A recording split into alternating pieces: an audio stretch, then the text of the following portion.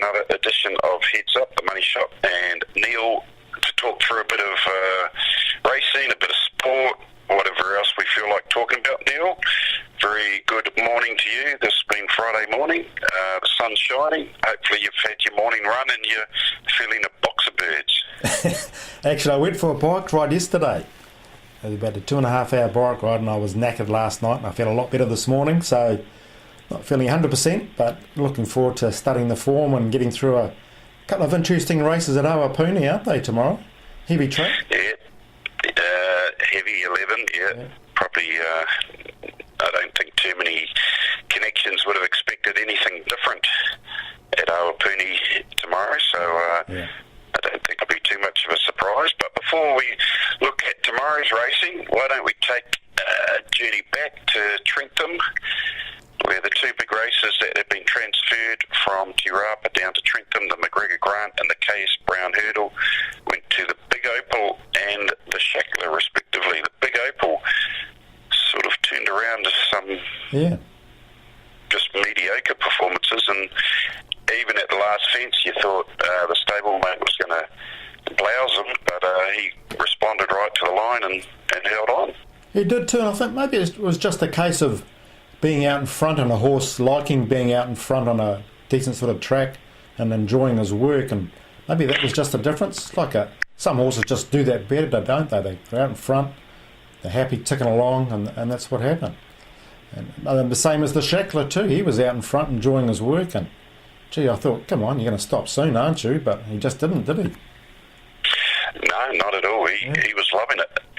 Interesting fact about the Shackler, you can see he's very adept and a pretty dour sort of horse. He won his first ever race, actually, the Shackler. 1,150 metres at Waipa. Jeez. How many horses would do that and go on to win a hurdles race like that? Yeah. Exactly. Yeah. So, pretty versatile sort of horse, the Shackler. So, he'll be probably, he'll either go back to Trentham to try and win the Wellington Hurdles, or perhaps before then go to his home course and try and win the Hawke's Bay Hurdles, the Shackler. So, what a good trainer Paul Nelson is of the jumpers, though. All his horses are fit and they can all jump, and it's very, very down-to-earth good people, Paul and Carol Nelson, so well deserved there. Yeah. He had two winners, I think. Perry Mason won the first too, so a good day for the Nelson stable. Yeah, and I'll give you the chocolate fish last week with Sardetto beating Just Ishi home, but I want to throw in a protest.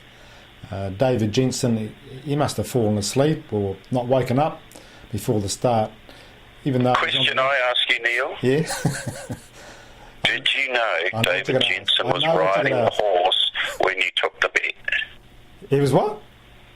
Did you know David Jensen was riding the horse when you took the bet? Yes, I did. So why are you complaining? I suppose you're right there, but Jesus Christ. At the start of a race, and your horse jumps and just ambles out.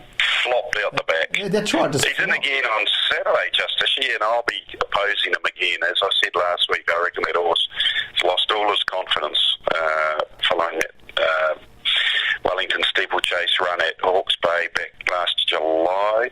He hasn't been the same horse since, and I don't think he'll be turning it around again on Saturday. No, see, that's just my opinion, for what it's worth. I think all his form was on a better track too, and a heavy 11 track doesn't seem to suit. Plus that track, I think he said 12 goes there, Just Ishi. There's no wins, so couldn't have him. I'm off the bandwagon. What's your take? It was 12 months ago at meeting at Trentham last year where we had that debacle with I think that was highly likely losing the rider right from the outset and then running around loose and then cannoning into a horse. And at the double, if you remember that, the flag start copped a heap of criticism. Obviously, they're still using flag starts. Would it be better they can't get the barriers because they're much bigger these days into the centre? Do you change the starting distance and then still have them jumping from a barrier, or do punters go, hey, it's 4,000 metres, if a horse misses the flag start by a length, it doesn't really matter? What do you think?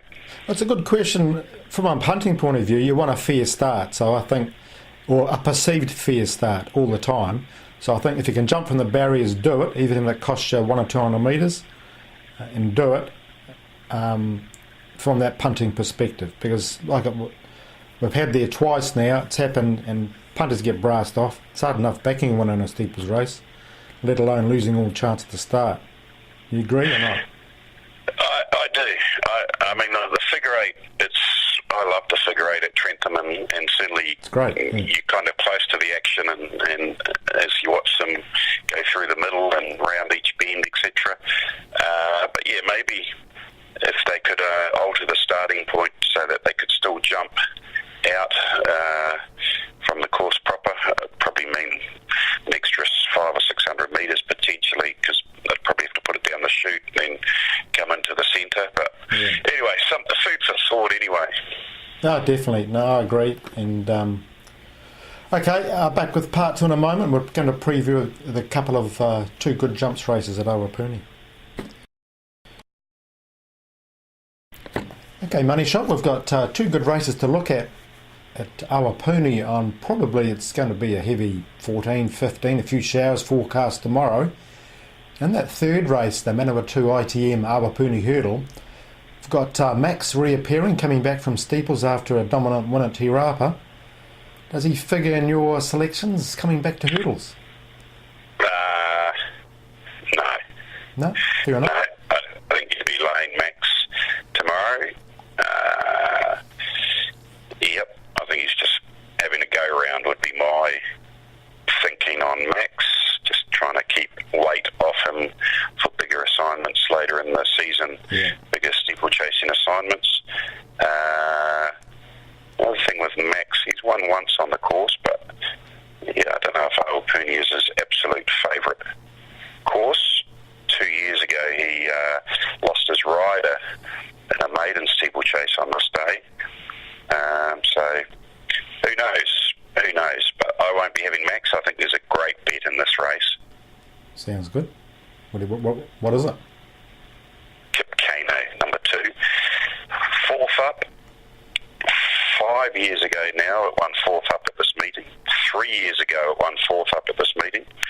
2 years ago, at this meeting, it ran third in an open handicap, funnily enough, behind subsequent New Zealand Cup winner, Pump Up the Volume.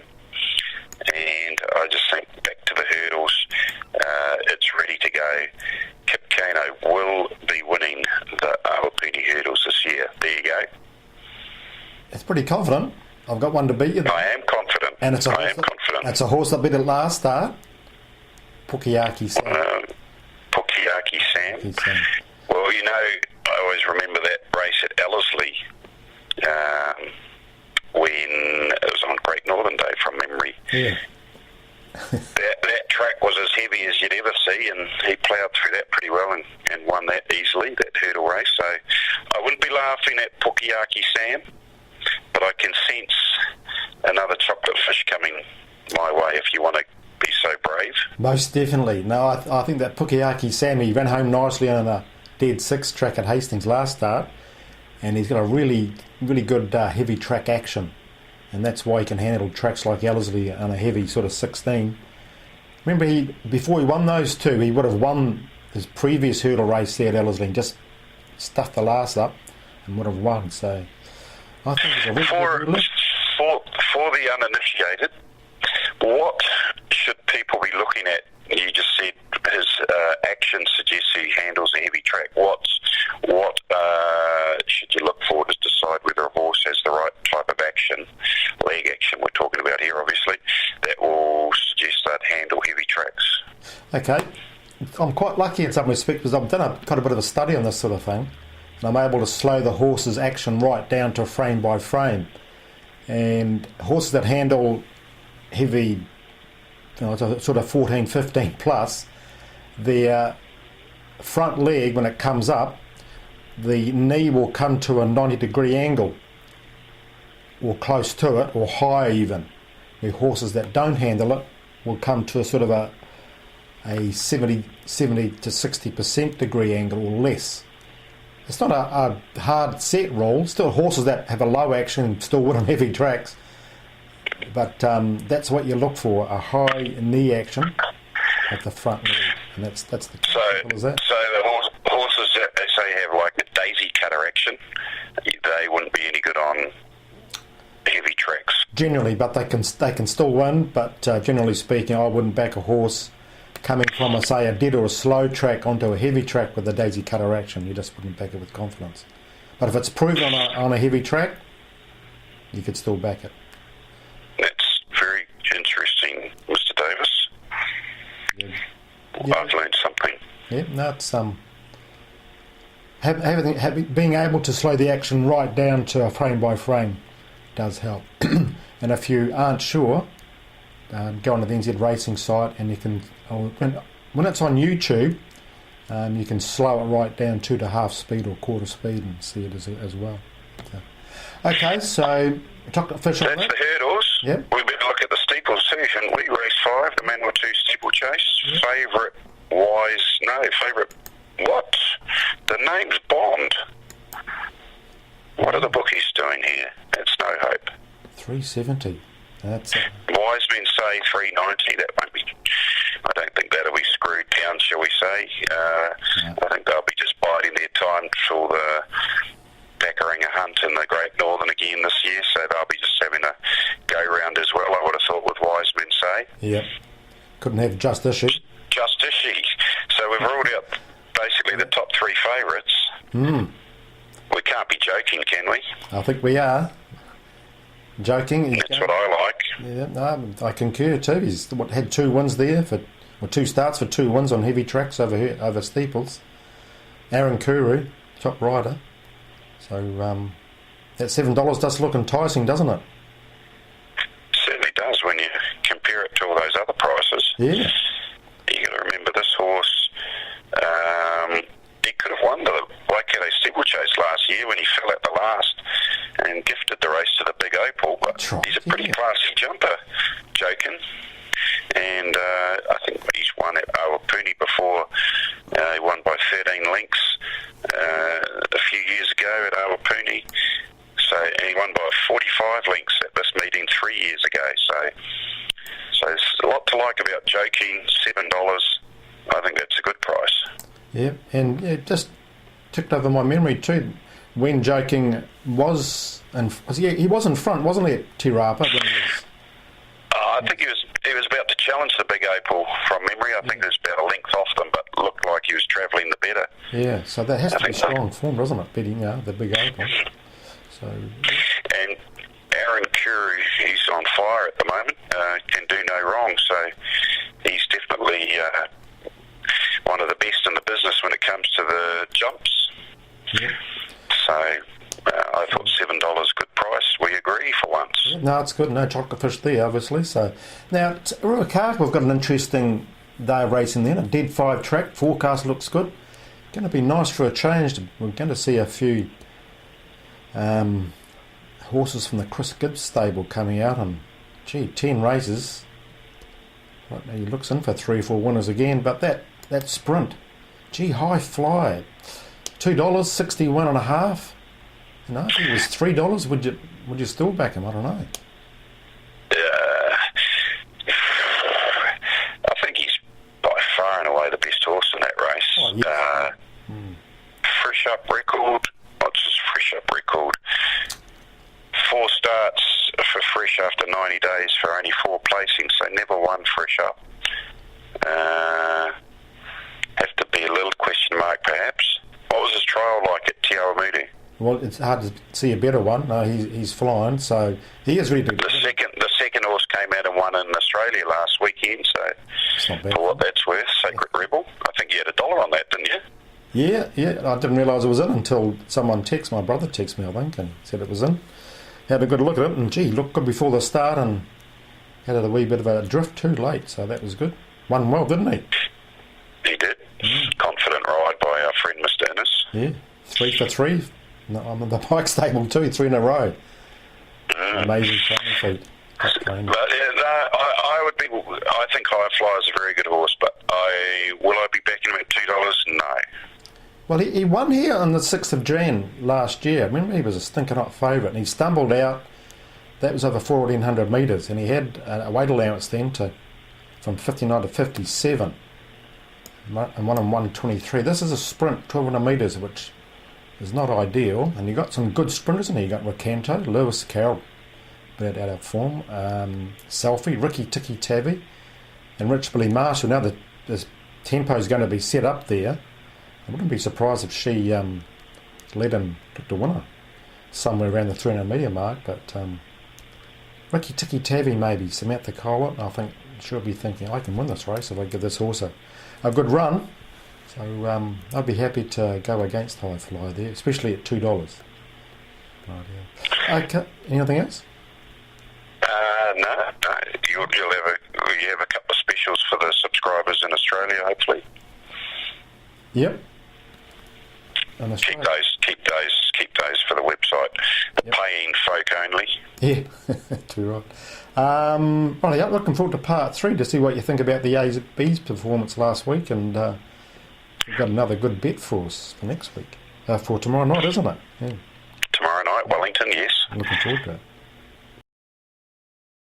Okay, Money Shot. Last week you gave out a couple of good tips. You said the Warriors would win, and they did win.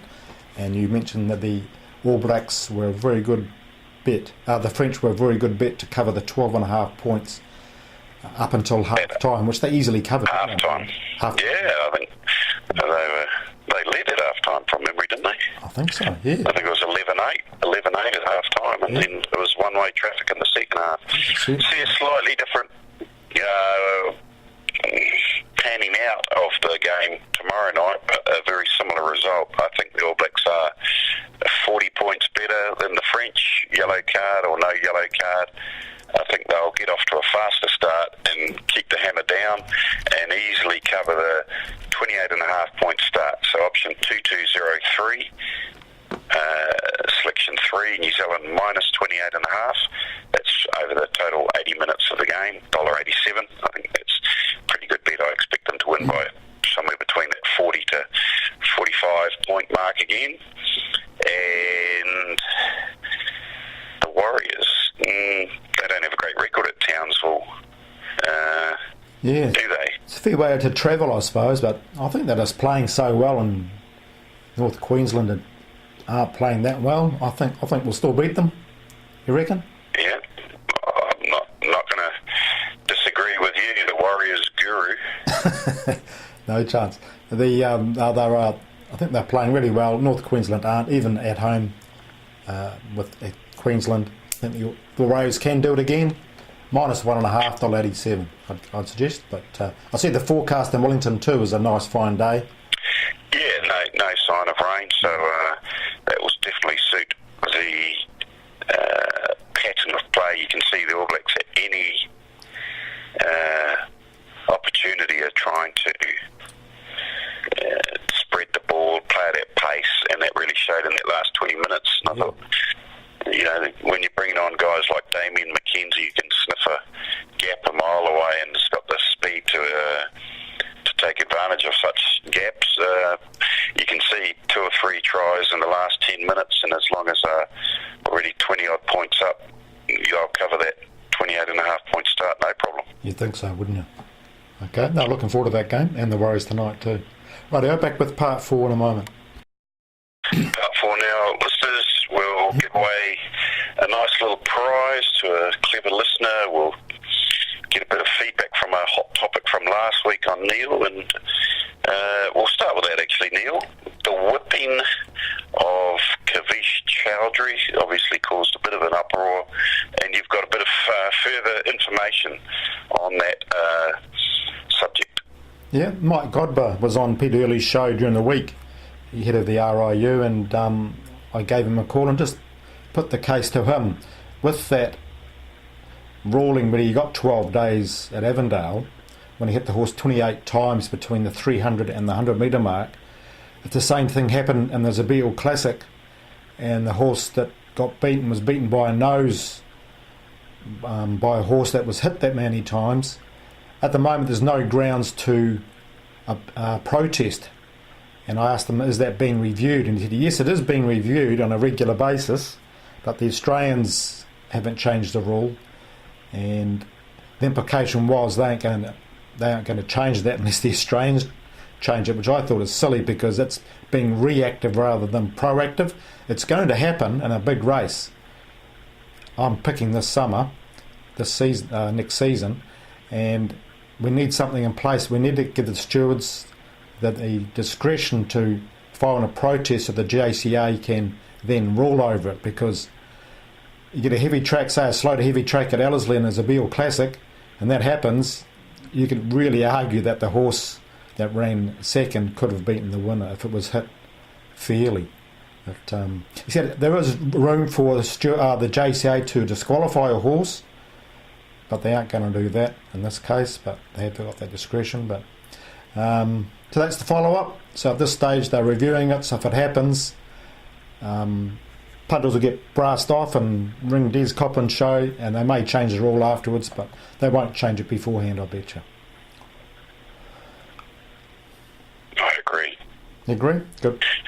No, well, someone does. Proactive decisions, probably something a little bit lacking at times in the racing industry.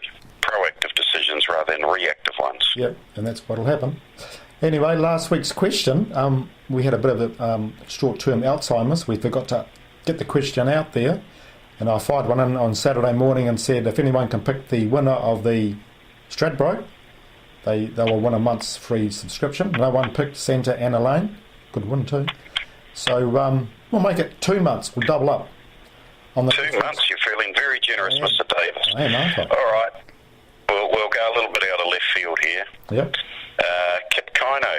We've talked about Kip Kaino, the equine athlete. Yep. Kip Kaino was a very good runner back in the day. He's still alive, I see, actually. Kenyan runner. He won a gold medal at the 1968 Summer Olympics at Mexico City. What distance was the race where Kip Kaino won his gold medal in the 1968 Olympics? Yeah, good question. I think Mr. Google should be able to answer that pretty quickly for listeners, but it's an interesting question and worth watching that race too. I remember that race, it was terrific. So, get that into now me. You aren't showing your age. Get that into me, 027 352 6402. Make that by Monday night. Make it fair. Monday night. Or formpro at formpro.co.nz. If there'll be more than one correct answer, and we'll draw it live next Friday when we're doing our video vidcast at the Tauranga Racecourse next Friday on a nice fine day. And we'll draw out the lucky winner there to get 2 months free subscription to FormPro. Right. FormPro ratings are going well, especially the heavy track ratings, so keep using those. What about your dog box speed maps? Yep. A lot of people talk those up. I was out last night and some people were saying how good they were. So good information, isn't it? It is, and they give a good talking point, even though you don't agree with the map. Like the other day at Forbury Dogs, the commentator was saying there's no way this dog isn't going to lead. He thought this dog was the favourite. It will lead and will win.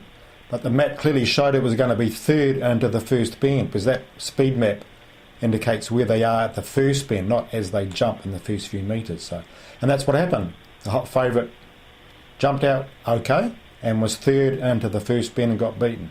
And the speed map clearly showed that. So it does give a discussion point, and I'm sure it's generating new turnover. So that's good to see. And hopefully they're coming for the gallops and trots as well, because it just gives punters new information. Right, you looking forward to the weekend? Yeah, I tell you what, I'm probably looking forward to the weekend more than the golfers are looking forward to their second round and thereafter at Shinnecock Hills. Shivers, yeah. Windy there, but that's what golf's all about, if you can handle the wind. I see Ryan Fox. He's going pretty well. Yeah, only, I think, 2 or 3 over. What have you shot today, Neil, at Shinnecock Hills? Be 100 plus, probably, and that may be just for the first 9, so. Yeah. How about you? No, I'd be lucky to break 200, mate. It's good fun doing it, though, yeah. Yeah. No, that'll be good. There's rugby, there's the league, there's racing, so just just another weekend for the sports lover to get their teeth into. Oh, can we mention the Punters Challenge next week too? Worthwhile mentioning to anybody who's keen on entering that. Yeah, Tauranga, we've got a Punter of the Year competition. If you want to have a look at the website, racingtauranga.co.nz, it's got all the information there, but it's a pretty popular sort of competition, and a few good prizes to be won. So if you're in the district or you want a day out, definitely get involved. Also, that's what I was going to ask you, Neil. You're running the On-Course Punters Club again at Tauranga. You're going to open it up to the subscribers so they can pay their money and be part of it, getting the benefit of your wisdom on Saturday for the Punters Club? Yeah, we may as well. We got a few last time, and if we could have a couple of $1,000, it puts the pressure on me. I do my homework twice as hard, so I'll do that again. Well, that's what we like to see. And I think with the weather forecast, the long-range weather forecast leak was last week was for fine weather right through, but we've had rain this week, so that track will be heavy 11ish. I presume heavy 10. You'd think so. I think there's a few more showers forecast sort of Monday, Tuesday, but tell you what, it's looking in pretty good nick. I only had one race meeting here since January, so 5 months basically with only one race meeting, so it's in good nick. Great. So, hey, it'll be a fair test of horse and jockey, but that's what you should expect at this time of the year. Yeah, too right. No, my favourite track, looking forward to it, and I'll put up some information about that during the week. So everyone, good punting, make plenty, and make even more than plenty. See ya.